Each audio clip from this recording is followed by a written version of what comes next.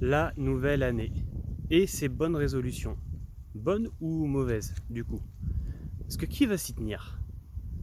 Aujourd'hui, 95%, plus de 95% des personnes qui ont pris une résolution ne s'y tiendront pas jusqu'au 1er février. Pourquoi ça? Déjà dans leur formulation.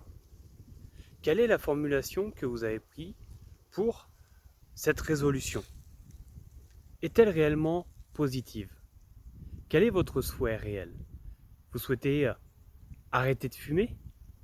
Vous souhaitez arrêter de boire? Perdre du poids? Ouais. Alors aujourd'hui, qui a envie de s'arrêter réellement? Qui a envie de perdre quoi que ce soit? Alors quelle est la formulation pour votre résolution? Est-ce qu'elle est réellement positive? Ensuite, bonjour, je suis Ghislain, hypnothérapeute et magnétiseur. Est-elle réellement spécifique? Est-ce que ce but-là, vous pouvez l'atteindre? Quel est cet objectif réellement? Je veux aller mieux. Ok. Qu'est-ce que c'est qu'aller mieux? Quand est-ce que tu vas pouvoir te dire c'est ok, j'ai atteint mon objectif et je vais mieux? À quel moment? Puisque cet objectif-là, il doit avoir un moment où on pourra se dire je l'ai atteint. Enfin. Et oui. Ça se fait par étapes, bien sûr.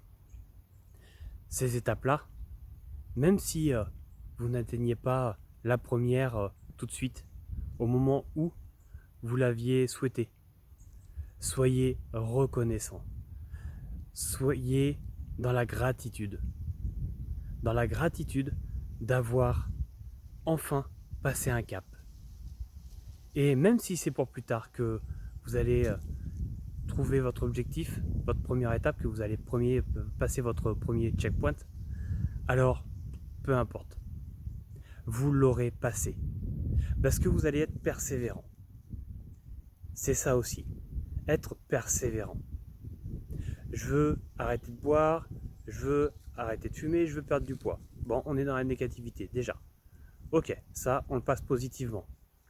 Je veux faire du sport. Ah, c'est bien. C'est bien, ça c'est positif. Maintenant, qu'est-ce que c'est que faire du sport?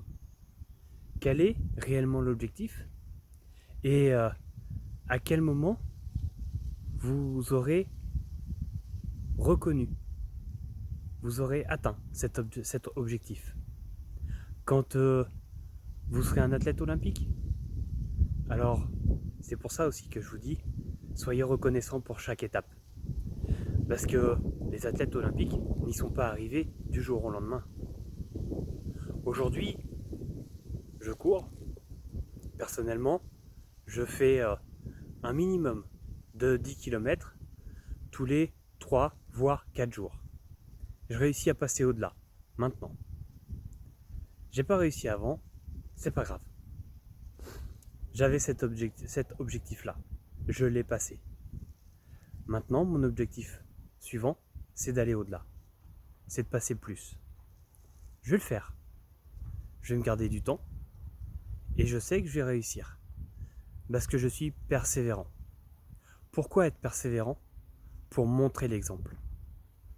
Que vont penser vos enfants, vos petits-enfants, quand ils verront que vous avez trouvé une énième manière de ne pas arrêter de fumer, de ne pas aller au sport?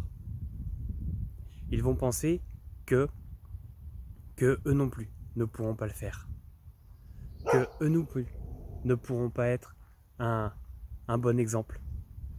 Alors, soyez un bon exemple pour eux. Rappelez-vous, quand vous étiez enfant, comment vous regardiez vos parents, vos grands-parents et même vos instits. Bonjour. Je parle à la caméra, mon chien. Ouais. Rappelez-vous ça, l'exemple que vous donniez pour vos enfants, pour vos petits-enfants. Et après ça, regardez, voyez leur regard, comme ils seront fiers de vous. Et comme vous, vous pourrez être fiers aussi de vous, parce que vous avez montré un exemple. Ils les retiennent, ces exemples-là. C'est comme ça qu'ils s'éduquent. Comment avez-vous appris à vous servir d'une télécommande? On ne vous l'a pas appris, vous aviez observé. Les enfants observent. Montrez l'exemple. Soyez persévérants, donnez-vous des objectifs et positifs. Au revoir, à bientôt, merci.